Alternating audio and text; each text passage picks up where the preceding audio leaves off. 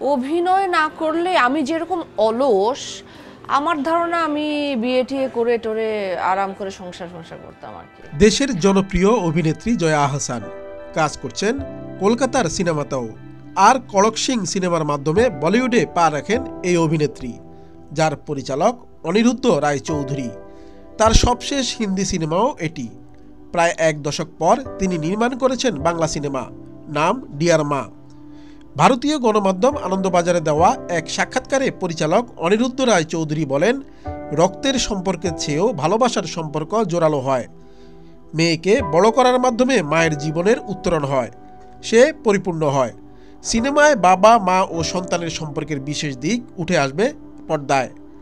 কিছু গল্প আছে যেগুলো নিজের ভাষাতে বলতে ইচ্ছা করে, তেমনি এক সিনেমা ডিয়ার মা। হিন্দিতে সিনেমা করলেও বাংলা সবসময় আমার মনের কাছেই ছিল।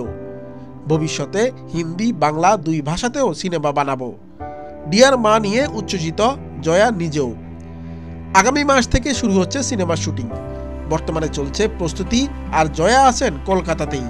তিনি বলেন, অনিরুদ্ধ রায় চৌধুরী তো তার ছবির জন্য কর্মশালা করান, স্ক্রিপ্ট রিডিং সেশনও চলছে, শিল্পীদেরও ডাকেন, যেমন হয় আর কি একটা ছবিতে। আমাদের এই ছবি নিয়ে সেভাবে সব ধরনের প্রস্তুতি চলছে।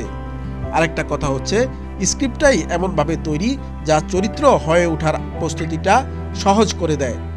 এই ছবির ক্ষেত্রে তেমনটাই হয়েছে।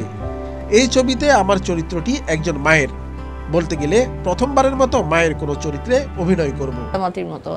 সো আর বয়স যেটা, সেটা শারীরিক বয়স মানুষের তো বাড়তেই থাকে।